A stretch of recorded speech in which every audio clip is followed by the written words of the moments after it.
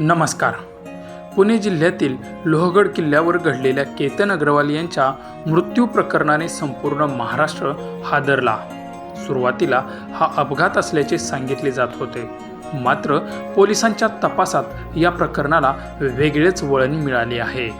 तपासानुसार केतन अग्रवाल हे लोहगड किल्ल्यावर ट्रेकसाठी गेले होते. त्यांच्यासोबत त्यांची होणारी पत्नी सिया गोयल आणि तिचा मित्र चेतन चौधरीही उपस्थित होता.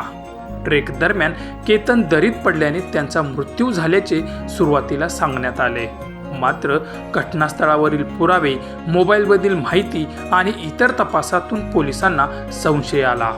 त्यानंतर हा अपघात नसून पूर्वनियोजित कट असू शकतो या दिशेने तपास सुरू झाला.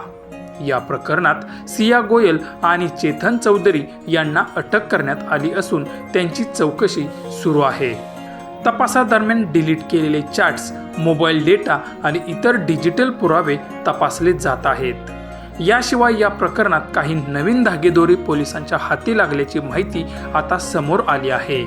आजच्या घडामोडीत सिया गोयलच्या कुटुंबियांचीही अनेक तास चौकशी सुरू करण्यात आली.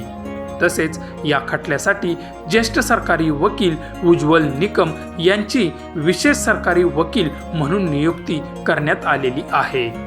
या प्रकरणाचा तपास अजूनही सुरूच असून पोलिसांकडून अधिक पुरावेही गोळा केले जात आहेत. न्यायालयात आरोप सिद्ध होईपर्यंत सर्व आरोपींना कायद्याने निर्दोष केल्याचे समजले जात आहे. अशाच ताज्या आणि ठळक बातम्यांसाठी आपला आरजी मराठी न्यूज चॅनल जरूर सबस्क्राईब करून घ्या.